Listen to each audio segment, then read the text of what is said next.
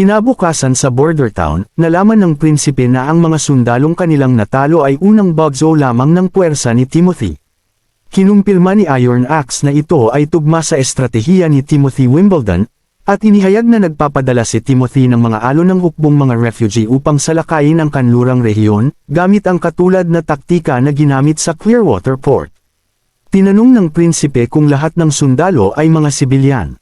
Sumagot si Iron Axe na ito ay halo-halo, ilang mga kriminal at mga tulisan na kasama ng mga refugee. Ipinaliwanag niya na hinuhuli ni Timothy ang mga ito, nagbibigay ng huwad na pangako upang payapain sila, at pagkatapos ay pinipilit silang uminom ng mga gamot. Sa ganitong paraan, ganap silang napapasailalim sa kontrol ni Timothy, at kinakailangan ni Timothy ng mas marami pang gamot upang mapanatili ang kanyang impluensya at pamahalaan ang mga sundalo. Nakaramdam ng lungkot ang prinsipe para sa mga napilitang uminom ng mga gamot, dahil ang mga gamot na ito ay nagbibigay lamang ng pansamantalang ginhawa, na nagpapaliban ng tiyak na kamatayan, at alam niyang kahit isang tableta lang ay nangangahulugang hindi na sila mailigtas. Sang-ayon si Iron Axe, binanggit niya na hindi kailanman sinabi ni Timothy ang mga masamang epekto ng gamot sa mga tao, at lahat sila ay nalinlang sa paniniwalang makakamit nila ang estado at gantimpala matapos ang labanan. Si Duque Vincent ay mali sa pag-aakala na sapat na ang 1,000 drug na karaniwang tao upang pabagsakin ang border town. Dagdag pa ni Iron Axe, isinawalat ni Duque Snake ang iba pang mga detalye sa panahon ng interogasyon. Plano ni Timothy na hatiin ang mga karaniwang tao sa mga grupo upang salakayin ang bayan, habang minamasdan ang kanilang mga depensa. Ipinahayag ng prinsipe na hindi niya hahayaang makatakas ang anumang kaaway na sundalo sa pagkakataong ito.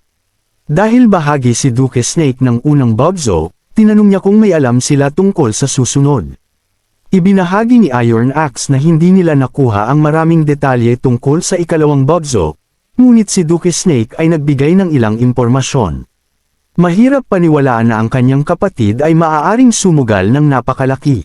Tinutukoy ng prinsipe na kapag dumating na ang buwan ng mga demonyo, matatabunan ng nyebe ang buong kanlurang rehiyon. Kung sila'y aatake, kailangan itong mangyari bago dumating ang taglamig. Nangangahulugan ito na plano niyang patagilan ang labanan. Nagtanong si Iron Axe kung dapat silang magpadala ng mensahero. Sa tingin ng prinsipe, hindi ito magiging epektibo.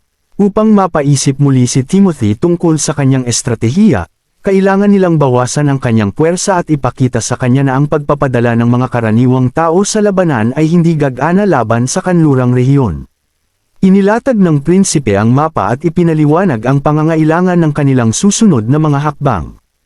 Ipinaliwanag niya na siya ay naging masyadong mabagal at maingat sa pagpapalaganap ng balita tungkol sa kanlurang rehiyon at sa pagre-recruit ng mas maraming tao. Upang putulin ang mga opsyon ni Timothy na makakalap ng mga karaniwang tao para sa kanyang mga puwersa, kailangan nilang mag-recruit at makipag-ugnayan sa mga karaniwang tao, gaya ng ginawa nila sa mga refugee sa kabisera. Binigyang diin niya na ang war-torn southern region ang pinakamahalagang lugar na dapat nilang tugunan, kasunod ang hilagang rehiyon.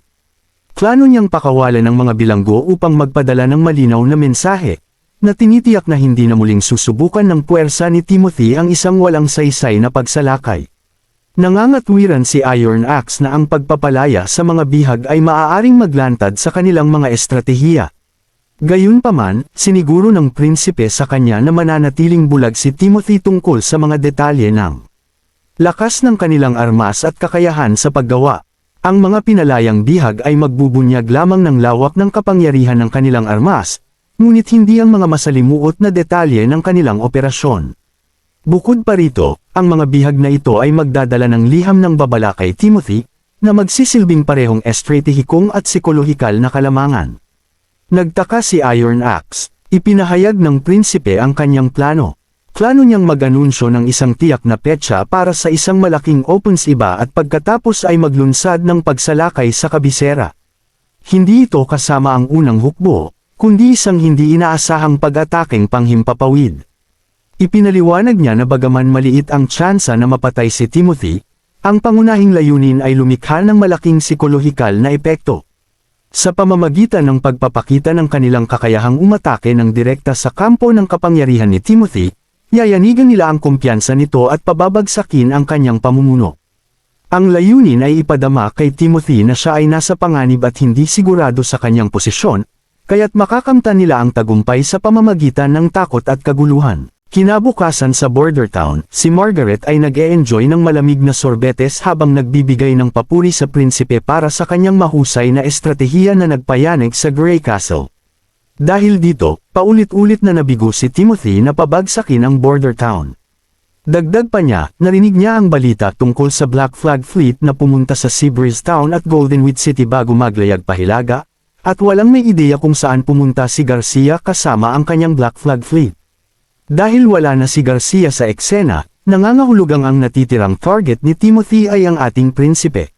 Masigla niyang sinabi na kung nais umalis ng prinsipe sa Grey Castle, handang salubungin siya ng kanilang bayan na may bukas na bisig. May sapat na lupa sa kanilang isla upang makapagpatayo ng 10 border town, at siya, pati ang iba pang mga mangangalakal, ay masayang ibibigay ang lahat ng lupa na kinakailangan para sa mga mamamayan ng border town. Ngunit alam na ng prinsipe kung ano ang pakay ni Margaret. Hindi niya ipagpapalit ang kanyang mga plano para sa steam engine at paddle steamer sa mga mangangalakal. Kahit pamatalo siya kay Timothy at mawala ng Grey Castle, mas pipiliin niyang pumunta muna sa kanyang kapatid na si Tilly Wimbledon. Tinanong ni Margaret ang prinsipe tungkol sa mga hot air balloon, at sinabi ng prinsipe na ginagawa na niya ito. Nakagawa na siya ng 2, ngunit hindi ito katulad ng mga sinakyan ni Margaret dati at hindi nangangailangan ng mangkukulam upang patakbuhin. Paglabas nila, ipinakita ng prinsipe ang isa sa mga lobo na kanilang ginawa. Ipinaliwanag niya na may port ito sa dulo para sa paglalagay ng gas, na siyang nagpapalipad dito. Madaling mag-refill dahil kailangan lamang i-connect ang hose sa tangke at buksan ito. Sinabi rin ng prinsipe na ang lobo ay matibay laban sa ulan, apoy, at kahit sa tuka ng mga ibon. Manghang-mangha si Margaret, ngunit nagtaka siya kung ilang tangke ng gas ang kailangan ng bawat lobo. Sinabi ng prinsipe na 5 o 6. Tinanong ni Margaret kung mahal ang gas, at nagkunwari ang prinsipe na oo, sinasabing hindi lahat ay kayang gumawa ng gas. Ngunit sa loob-loob niya, halos sumasayaw siya sa tuwa dahil ang totoo, napakadali lamang gumawa ng helium. Kailangan lamang maghalo ng sulfuric acid sa reactive metal sa tangke. Dahil wala siyang metal sa kamay, maaari niyang hilingin ang tulong ni Sister Lucia upang makuha ang gas. Samantala, kinilala ni Margaret na ang formula ay mula sa hirap at tiyaga ng mga kilalang alchemista ng border town, na walang humpay na nagtrabaho upang magtagumpay. Kaya't nang walang pag-aalinlangan, nagdesisyon siyang bumili ng ilan. Pinaalalahanan siya ng prinsipe na ang mga canister ay maaaring itabi lamang sa loob ng 1 taon at hindi dapat sinunog, binangga, o disassemble dahil may matinding magiging epekto. Idinagdag pa niya na bagamat maaaring mahal ito, magbibigay ng mga diskwento ang border town para sa kanilang mga customer. May kasamang pre-filled na complementary gas, isang camouflage cloak, at warranty ang mga lobo. Maaari ding bumili ang mga customer ng yearly membership subscription para sa karagdagang diskwento. Maya-maya, masaya ang prinsipe sa kanyang sarili. Ang mga kasunduan niya kay Margaret ay nagdala ng maraming kita, na nangangahulugang maaari na siyang manguhunan para maparami ang populasyon. Sa oras na may tayo na niya ang lungsod sa susunod na taon, sigurado siyang magkakaroon ng mga bagong kapitbahayan sa tabi ng Redwater River. Samantala, abala sina Ana at Lucia sa kanilang trabaho. Bumangon si Ana habang nag-aalok ng champagne. Napahanga ang prinsipe sa halaga, at agad siyang tumayo matapos lapitan sila, at nagtanong kung may nahanap na. Silang mahalaga. Mukhang nakatuon sina Ana at Lucia sa paggawa ng metal na may pambihirang tibay, tigas, at tenasidad. Nagsalita si Lucia tungkol sa ilang teknikal na detalye, at overall, nasiyahan sila sa kanilang resulta. Sinabi pa ni Ana na mas interesante ang proyektong ito kaysa sa pag-smelt ng mga bar aisles ng Muscat. Ipinahayag niya na maaari niyang ganap na baguhin ang isang bloke ng bakal sa pamamagitan ng pagdaragdag ng ibang metal dito, at sabik siyang maintindihan kung paano nagbuband ang mga metalikong atomo. Masaya ang prinsipe nang marinig ito, at ipinaliwanag niya sa atin na sina Ana at Lucia ay gumagawa ng napakahalagang gawain.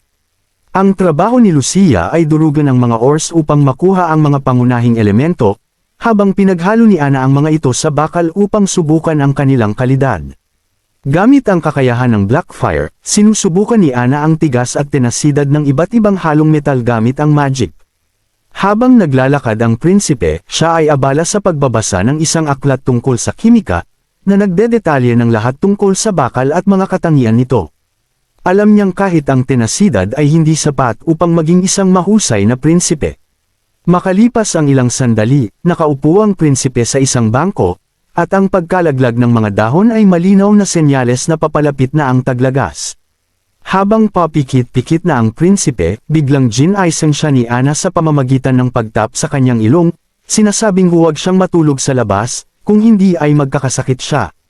Bigla niyang tinanong kung nasaan si Lucia, at sinabi ni Ana na nagmemeryenda ito kasama si Belle. Nabasa ni Ana ang alalahanin sa mukha ni Roland, kaya't lumapit siya at nagtanong kung ano ang iniisip nito dahil kita niya ito sa mga mata niya. Nanatiling tahimik ang prinsipe ng ilang sandali, at saka hinawakan ang kamay ni Ana. Sabay hila papunta sa kanya. Ipinaliwanag niya na dinala niya ang mga tao mula sa kapital patungong border town sa tulong ng lahat, ngunit marami pa ang naiwan sa kapital na ayaw umalis. Umiikli ang oras kaya't kinakabahan siya na kailangan niyang maging mas marahas upang mailigtas ang karamihan ng mga tao, at hindi sila maging biktima ng mga tableta ng simbahan na pinapainom ni Timothy sa kanila. Sa pagninilay, inamin ng prinsipe na, sa isang banda, halos pareho lamang sila ni Timothy, ang kaibahan lang ay ang kanilang mga layunin. Gusto niya ng mga tao dahil nais niyang bumuo ng kanyang imperyo, samantalang si Timothy ay gusto ng mga tao upang durugan ang lahat. Mabilis na inilagay ni Ana ang daliri niya sa labi ng prinsipe at sinabing nauunawaan niya ang kanyang gustong sabihin. Ipinaliwanag niya na nalaman niya kung ano ang nagpapabahala sa kanya. Nababahala siyang baka hindi tanggapin ng mga tao ang kanyang tulong, na maaaring hindi magkatugma ang kanyang mga layunin sa inaasahan ng iba, at na ang paggamit ng marahas na paraan, kahit para sa kabutihan, ay maaaring ma-misinterpret. Hindi sigurado ang prinsipe kung mas mabuti bang may moral na layunin kaysa may moral na paraan. Tiniyak ni Ana na huwag mag-alala, sinasabing nandyan siya palagi upang tumulong anuman ang mangyari. Ang susunod na eksena ay nagaganap sa dagat ng fjord sa Slumber Island. Nakikita natin ang isang bangka na nakadock sa pampang habang may mga tindera na nagbebenta ng kanilang mga produkto. Si Molly at isa pang kaakit-akit na mangkukulam ay nag-iikot sa pamilihan. Habang nangyayari ito, si Prinsesa Tilly ay nagmamasid sa lahat gamit ang kanyang teleskopyo. Napansin niyang ang Slumber Island ay hindi na lamang isang tagwan para sa orihinal na 300 mangkukulam. Bagamat ang mga bagong residente ng bay ay nakatira sa mga gilid ng isla, malayo sa kinaroroonan ng mga mangkukulam, kumpiyansa siyang sa patuloy na paglago, magiging isang lungsod ang Slumber Island. Habang tinatalakay ni Tilly ang mga pag-unlad na ito sa kanyang sarili, tinawag siya ni Ash, binabalaan siya tungkol sa malakas na hangin at sinasabing bumaba na siya bago siya mahulog. Agad na ginamit ni Tilly ang batong nakaimbed sa kanyang kamay upang lumipad pababa ng maayos. Pinagalitan siya ni Ash sa pagiging pabaya at iminungkahing ipanatili si Molly sa kanyang tabi habang siya ay nagsasanay sa paglipad. Sa kabilang banda, masayang ibinabahagi ni Tilly ang bago niyang tuklas, na ipinaliwanag na hanggat napapanatili niya ang paggamit ng kanyang mahika, hindi siya mahuhulog. Gayunpaman, mahirap pa rin para sa kanya na kontrolin ang direksyon. Inaanyayahan niya si Ash na subukan ito, sinasabing ang paglipad ay isang kamangha-manghang karanasan, at ang tanawin ng Slumber Island mula sa itaas ay nakamamangha. Nanatiling may alinlangan si Ash at mariing tumanggi. Ipinaalala kay Tilly na hindi niya man lang napaandar ang Lightning Stone at hindi dapat isugal ang kanyang buhay. Bukod dito, iisa lang ang bato, kaya hindi sila maaaring magkasamang lumipad kahit na matutunan niya ito. Malungkot na sumang-ayon si Tilly at binanggit na pinag-aaralan pa rin niya kung paano gumawa ng mas maraming ganitong mga bato. Tinanong ni Ash kung ibig bang sabihin ni Tilly na gawa ng tao ang mga bato. Kinumpirma ni Tilly, sinabing ang hitsura at katangian ng mga bato ay tila hindi likas, na nagpapahiwatig na ang mga taong nagtayo ng mga guho ay may malalim na pagkaunawa sa mahika. Sa tingin niya, nakakalungkot na hindi nag-iwan ng anumang pananaliksik ang mga gumawa ng mga batong ito. Bigla, sumugod si Maggie kay Prinsesa Tilly, tila ba nakakita ng multo. Nang mapansin ni Ash ang mabilis na pagbaba ng nag-aalalang ibon, mabilis niyang hinawakan si Tilly at tumabi sila. Nakapagbigay daan, at bumagsak ng malakas si Maggie sa lupa, tila nasaktan. Pinulot siya ni Ash, at ipinaliwanag ni Maggie na nagulat siya nang makita niyang lumilipad si Tilly. Akala niya noong una na dumating na si Sister Lightning sa Slumber Island nang hindi nagsasabi sa kahit kanino. Nang makabawi si Maggie, sinabi niya na kararating lang niya mula sa border town, at tinanong siya ni Tilly kung kumusta na ang mga mangkukulam doon. Sumagot si Maggie na maayos ang kanilang kalagayan at pinadala siya upang magdala ng ilang mga sulat mula sa kanila. Isang sulat ang galing kay Lotus, at ang isa naman mula kay Evelyn. May dala rin siyang sulat mula sa prinsipe. Nag-alok si Ash kay Maggie ng cookies bilang pasasalamat, at masaya namang nag-transform si Maggie pabalik sa kanyang maliit at bilugang kalapati na anyo at lumipad dala ang cookies. Napansin ni Tilly na tila palaging tumataba si Maggie sa tuwing bumabalik mula sa border town. Habang sila'y naglalakad, napansin ni Tilly na mas mabigat ngayon ang sulat ni Roland, kaya nagtaka siya kung ano ang laman nito. Pagdating nila sa opisina, agad niyang binuksan ang sulat at nakita ang isang bungkus ng mga larawan sa loob. Napamangha siya sa makatutuhanang pagguhit. Naniniwala siyang tanging mahika lamang ang makakagawa ng ganitong kalalim na detalye, at malamang isa sa mga mangkukulam ang gumuhit nito. Ngunit hindi ito ang pinakanakagugulat. Habang binabasa ang sulat, lalong namangha si Tilly nang malaman na ang mga ito ay tunay na larawan ng mga demonyo at hindi lamang mga random na sining. Ayon sa sulat, ang mga eksena ay nagmula ng ang Witch Association ay naglakbay sa Badlands upang hanapin ang Holy Mountain. Biglang naisip ni Ash at naalala niya ang alamat ng Holy Mountain, sinasabing isang santuwaryo ng mga mangkukulam kung saan maaaring makamit ang tunay na kapayapaan at katahimikan. Napagtanto ni Ash na hindi lamang ang Holy Mountain ang santuwaryo sa border town. Naunawaan ni Ash na maaaring ito ay isang alamat lamang. Maaari silang mamuhay ng tahimik sa Slumber Island nang walang pakialam sa mga problema ng labas na mundo. Isinulat ng prinsipe na si Kara, ang dating pinuno ng Witch Association, ay tunay na naniniwala sa pagkakaroon ng Holy Mountain. Nakakita siya ng sinaunang aklat sa Eastern Ruins na nagpatibay ng kanyang paniniwala na matatagpuan ang bundok sa Forsaken Lands. Kaya dinala niya ang Association sa Wastelands, ngunit wala silang natagpuan kundi mga nakakatakot na nilalang. Inilarawan ng liham na ang mga nilalang na ito ay may kahangahangang lakas, mabilis ang kilos. At ang ilan ay gumagamit ng lightning magic, katulad ng isang mangkukulam. Sa 40 mangkukulam, 6 lamang ang nakaligtas at sa kalaunan, natagpuan nila ang kanlungan sa border town. Hindi na nakakagulat kung ang mga demonyo ay gumagamit din ng parehong lightning stones na hawak ni Prinsesa Tilly ngayon. Binanggit din sa liham ng prinsipe ang isang kakaibang bagay. Mayroong sulat sa dulo na isinulat sa wika ng 4 na kaharian. Nabanggit nito ang Holy City, isang labanan laban sa mga demonyo, at ang eksperimento ni Alice sa Divine Punishment Army mula 400 taon na ang nakalipas. Wala pa ring ideya ang prinsipe kung bakit napakalakas ng mga demonyo.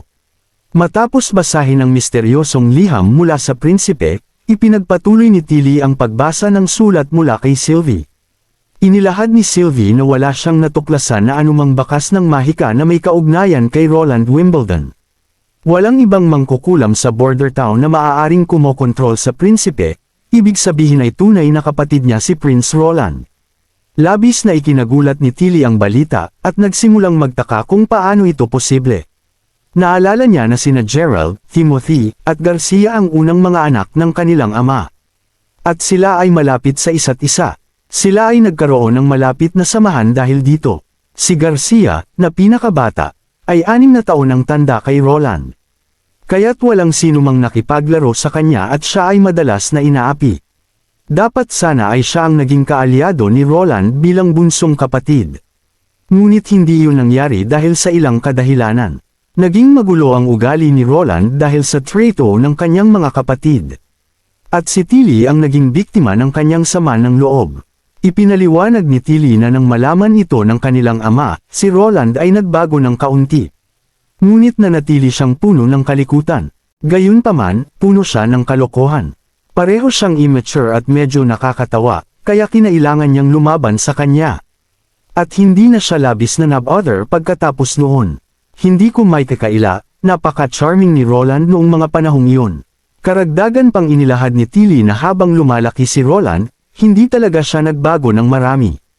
Ayon sa mga bulong-bulungan, siya ay mainitan ng ulo, hindi edukado, at umasa lamang sa kanyang royal status. Ang mga katangiang iyon ay simpleng pagpapanggap para sa kanyang tunay na kahinaan. Ngunit ngayon ay nakatayo siya kasama ang mga witch, pinuprotektahan sila sa kabila ng pagkakita sa kanila bilang mga demonyo. At handa pa siyang lumaban sa simbahan. Nahihirapan siyang maniwala dito, at sumasang-ayon si Ash. Sinabi niya na kahit hindi niya nakita si Roland sa loob ng maraming taon. Mukhang isang ganap na ibang tao na siya ngayon. Maliban sa kanyang hitsura, nagbibigay siya ng ibang vibe. Curiously, tinanong ni Tilly si Ash tungkol sa kanyang mga obserbasyon. Ipinaliwanag ni Ash na ang pinakamalaking pagbabago ay ang kalinisan ni Roland. Pareho ang kanyang hitsura at presensya ay simple at refined. Hindi niya ipinagyayabang ang kanyang status tulad ng ibang mga elite, at kung hindi lang sa kanyang buhok. Maaaring hindi siya mamukod tangi mula sa isang ordinaryong mamamayan. Idinagdag ni Ash na kahit mukhang normal si Roland, mayroong isang bagay tungkol sa kanya na hindi niya maipaliwanag at nagbibigay siya ng napakamabuting pakiramdam. Ngumiti si Tilly at sinabi na hindi siya makapaniwala sa lahat ng tao, ay bibigyan ni Ash si Roland ng papuri. Mabilis na nabigla si Ash at iginiit na siya ay tapat lamang. Gayunpaman, patuloy pa ring curious si Tilly, at nagtataka kung ano ang maaaring nagdulot ng ganitong drastic na pagbabago kay Roland. Suspect niya na maaaring gumamit siya ng ilang paraan upang maging ibang tao. At ang tanging paraan upang malaman ito ay makilala siya ng harapan. Gusto ko kung paano pinapahalagahan ng manhwa na ito ang pagbabago ni Roland. Ito ay isang nakaka-refresh na pagbabago mula sa ibang mga manhwa na madalas na nagpapalito. Na nakakalimutan ng pangunahing tauhan ay hindi nababagay sa kanilang kasalukuyang mundo. Karagdagan pang isinulat ni Sylvie na madalas niyang sinasaliksik ang mga hilagang minahan para sa prinsipe. Sa sorpresa ng lahat, nakahanap sila ng malaking dami ng mga judgment stone. Ang mga batong ito ay tumutubo mula sa lupa tulad ng ibang mga mineral. Nakita rin niya ang mga sundalo sa bayan ng hangganan na gumagamit ng isang uri ng metal na sandata, na nagpapaputok ng mga bakal na bola. Ang sandata ay labis na makapangyarihan at nag-uumapo ng malakas na tunog. Mabilis na nag-ingay si Ash at itinuro na ang sandatang ito ay eksaktong nagdulot ng kanyang pinsala noon. Dahil allies na sila ngayon, sinabihan niya si Princess Tilly na humiling ng isang shipment ng mga sandatang ito para sa depensa. Kung tumanggi ang prinsipe, maaaring magmungkahi ito na hindi siya kasing maaasahan tulad ng iniisip ng lahat. Sumagot si Princess Tilly na, una sa lahat, hindi sila partikular na walang depensa at pangalawa. Ang mga sandatang iyon ay malinaw na mahalaga para sa prinsipe, kaya hindi niya basta ibibigay ang mga ito. Sigurado si Tilly na ang paggawa ng mga ganitong hiling ay magdudulot ng pagkawalan ng kanilang tiwala. Bilang karagdagan, gusto niyang bisitahin ang bayan ng hangganan sa taglamig. Kaya mas madali na silang makakapag-usap ng harapan tungkol dito. Mabilis na pumayag si Ash, na sinasabi na kaya ni Tilly na hawakan ang mga bagay ayon sa kanyang nakikita. Habang patuloy na nagbabasa si Tilly ng liham, napansin niya na walang nakalampas sa matalas na mata ni Sylvie. Dahil ang liham ay, naglalarawan pa ng mga regalo ni Roland sa mga witch at napaka-blushy at nahihiya si Tilly nang mabasa ang tungkol sa kung paano nagbigay ang prinsipe ng ilang underwear na para sa pagtakip sa dibdib ng isang babae. Tiyak para sa mga adult witch. Nakita ni Tilly na napaka-absurd nito. Iniisip na ang pagbibigay ng underwear ay isang bagay na ginagawa lamang ng mga magkasintahan. Kaya paano nagawa iyon ni Roland? Naalala niyang nagkaroon siya ng katulad na ginawa sa kabisera at napagtanto na talagang nagsimula na siyang magkapareho sa Roland na kilala niya noon. Tumango si Ash bilang pagsang-ayon, na nagsasabi na si Roland ay palaging medyo creepy. Kaya sinabi niya kay Tilly na huwag silang pumunta sa bayan ng hangganan sa taglamig. Sa bayan ng hangganan, si Sishi, ang chemist, ay nasa magandang espiritu. Habang ibinabahagi ang ilang nakakakilig na balita sa prinsipe, nakahanap siya ng workable na solusyon para sa paggawa ng acid. Ngunit nangangailangan ito ng malaking dami ng tingga. at isang bihasang panday upang gumawa ng lalagyan mula dito. Narinig niyang may isang witch na makakatulong sa tumpak na pagputol ng metal, at kung kaya niyang hawakan ang metalwork. Humihingi siya ng pahintulot na gamitin ang kanyang tulong. Nagbigay ang prinsipe ng pahintulot para sa tulong ng witch, ngunit binanggit na talagang tinawag siya para sa ibang bagay maliban sa acid. Ngunit masyado nang abala si Siki sa kanyang kasalukuyang proyekto upang makakuha ng oras para sa ibang bagay. Pinapayuhan siya ng prinsipe na hindi ito magtatagal at ang kailangan lamang niya ay ilang mga apprentices ni Siki. Hindi ang kanyang mga top tier. Nagtataka si Siki at tinanong kung ano ang kinasasangkutan ng gawain. Ipinaliwanag ng prinsipe na gagawa sila ng sabon. Tiyak para sa karaniwang merkado. Sa kabila ng kanyang modest na hitsura, magkakaroon ito ng parehong katangian tulad ng luxury soap. Kapaki-pakinabang para sa paliligo, paglalaba ng mga damit, at paglilinis ng mga kitchenware. Frantically tinanong ni Siki kung ang prinsipe ay tumutukoy sa saponification. Ang proseso mula sa chemistry 101 na nagko-convert ng taba at sodium hydroxide sa glycerin at sabon. Kinumpirma ng prinsipe at mukhang masaya siya na gumagamit si Siki ng tamang chemistry terms. Gayunpaman, kahit na masaya ang mad scientist tungkol dito muli niyang iminungkahi ang pag-antala sa produksyon ng sabon. Dahil ang mga mamamayan ay maaaring tumagal ng ilang araw nang hindi naliligo. At karaniwang nililinis ang kanilang mga damit at pinggan sa ilog. Nilinaw ng prinsipe na ang produksyon ng sabon ay talagang may pinakamababang prioridad sa ngayon. Ngunit ang byproduct na ito ang labis nilang kailangan. Tinanong ni Siki kung ang prinsipe ay tumutukoy sa glycerin.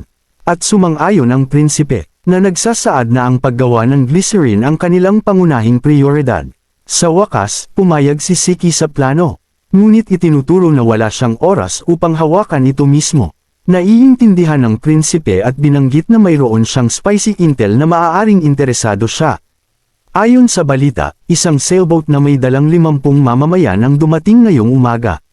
Dahil maraming tao at hindi sila mukhang mga mangangalakal, na-stop sila ng patrol. Isa sa mga mamamayan ito ay humiling kay Siki. At lumabas na ang bagong dating ay isang alchemist mula sa Redwater City. Bago maipahayag ng prinsipe ang pangalan ng bagong dating na ito, biglang tumalon si Siki sa kasiyahan. Mabilis na napagtanto na ito ay si Charles, ang kanyang dating disipulo.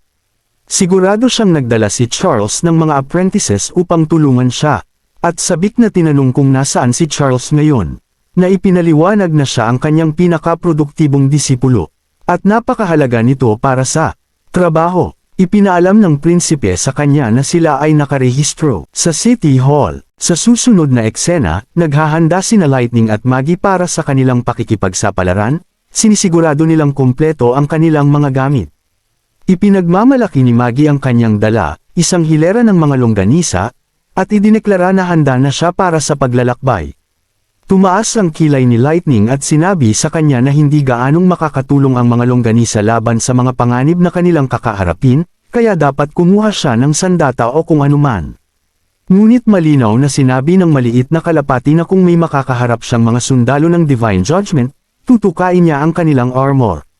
Alam ni Lightning na walang saysay ang makipagtalo kay Maggie, kaya sinuot na lang niya ang kanyang salamin at handa na silang tumungo sa pinakakanlurang bahagi ng Misty Forest.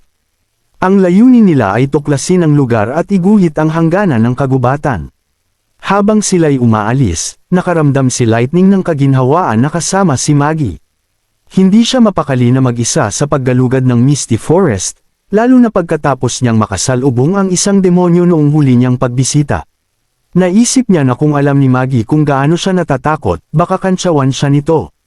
Naalala ni Lightning ang karunungan ng kanyang ama, na isang dakilang manlalakbay.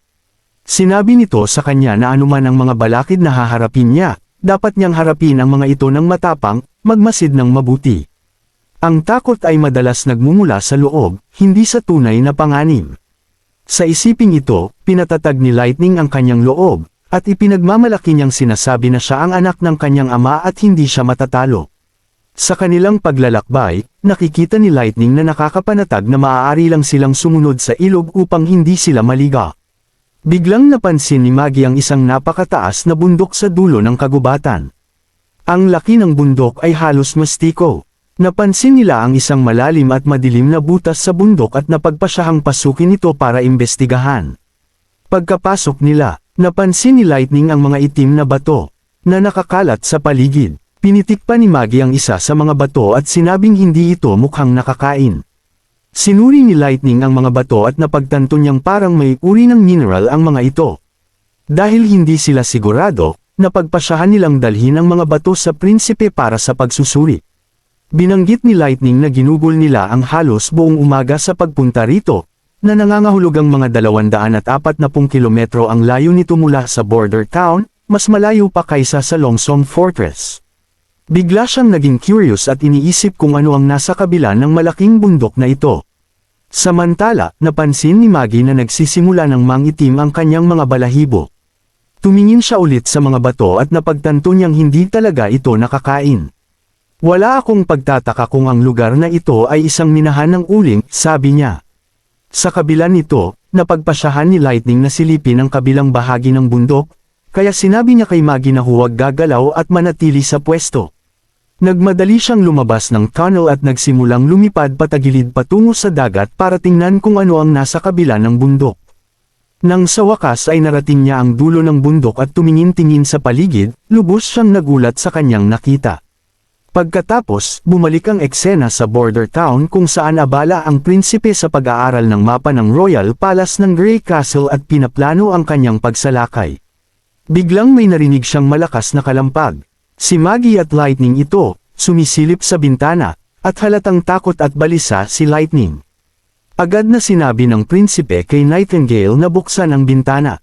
Pagkapasok nila, tumalon si Lightning sa prinsipe, at tinapik siya ng prinsipe sa ulo bilang pampalubag loob. Sinabing kalmehan niya ang sarili at sabihin kung ano ang nangyari. Mabilis na pumagaspas ng pakpak si Maggie at sinabi na nakakita sila ng mga itim na bato at mga malalaking nyebe na bundok. Pero hindi yun ang labis na ikinabahala ni Lightning dahil ang tunay na kinatatakutan niya ay ang mga demonyong nakita niya roon. Habang sinusubukan niyang magpaliwanag, halatang kabado siya. Kaya sinabi ng prinsipe sa kanya na kalmehan ang sarili at magpahinga bago muling magsalita. Sa wakas, huminga ng malalim ang maliit na manlalakbay at inilahad na upang ganap na markahan ng Misty Forest. Nagtungo siya sa kanluran ng Redwater River at nakatagpo ng isang malaking bundok doon. Sa likod nito, nakita niya ang isang pulang ulap na bumabalot sa buong kabundukan, at ang ulap ay may maladugong kulay. Mahirap itong makita, ngunit pinaalala nito sa kanya ang mga guhit ni Soraya, at sigurado siyang ang pulang ulap na iyon ay ang uri na kailangan ng mga demonyo para mabuhay.